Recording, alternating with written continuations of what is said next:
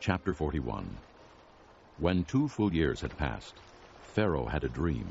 He was standing by the Nile when out of the river there came up 7 cows, sleek and fat, and they grazed among the reeds. After them 7 other cows, ugly and gaunt, came up out of the Nile and stood beside those on the river bank. And the cows that were ugly and gaunt ate up the 7 sleek fat cows. Then Pharaoh woke up. He fell asleep again and had a second dream. 7 heads of grain, healthy and good, were growing on a single stalk. After them 7 other heads of grain sprouted, thin and scorched by the east wind. The thin heads of grain swallowed up the 7 healthy full heads. Then Pharaoh woke up. It had been a dream. In the morning his mind was troubled, so he sent for all the magicians and wise men of Egypt.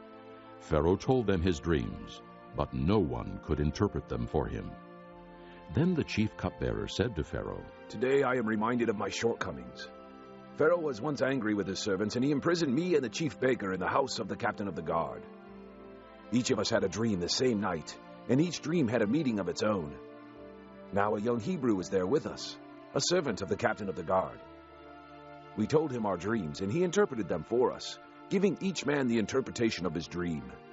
And things turned out exactly as he interpreted them to us. I was restored to my position, and the other man was hanged." So Pharaoh sent for Joseph, and he was quickly brought from the dungeon. When he had shaved and changed his clothes, he came before Pharaoh. Pharaoh said to Joseph, "I had a dream, and no one can interpret it, but I have heard it said of you that when you hear a dream, you can interpret it." "I cannot do it," Joseph replied to Pharaoh. "But God will give Pharaoh the answer he desires."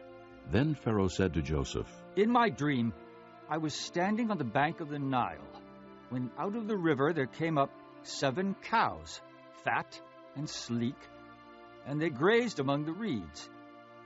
After them 7 other cows came up, scrawny and very ugly and lean. I had never seen such ugly cows in all the land of Egypt. The lean, ugly cows ate up the 7 fat cows that came up first. But even after they ate them, no one could tell that they had done so. They looked just as ugly as before. Then I woke up. In my dreams, I also saw 7 heads of grain, full and good, growing on a single stalk. After them, 7 other heads sprouted, withered and thin and scorched by the east wind. The thin heads of grain swallowed up the 7 good heads. I told this to the magicians, but none could explain it to me." Then Joseph said to Pharaoh, "The dreams of Pharaoh are one and the same. God has revealed to Pharaoh what he's about to do. The 7 good cows are 7 years, and the 7 good heads of grain are 7 years. It is one and the same dream. The 7 lean, ugly cows that came up afterward are 7 years, and so are the 7 worthless heads of grain scorched by the east wind. They are 7 years of famine. It is just as I said to Pharaoh. God has shown Pharaoh what he's about to do. 7 years of great abundance are coming throughout the land of Egypt, but 7 years of famine will follow them.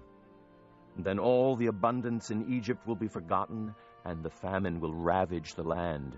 The abundance in the land will not be remembered, because the famine that follows it will be so severe." The reason the dream was given to Pharaoh in 2 forms is that the matter has been firmly decided by God, and God will do it soon. And now, let Pharaoh look for a discerning and wise man and put him in charge of the land of Egypt. Let Pharaoh appoint commissioners over the land to take 1/5 of the harvest of Egypt during the 7 years of abundance. They should collect all the food of these good years that are coming and store up the grain under the authority of Pharaoh to be kept in the cities for food.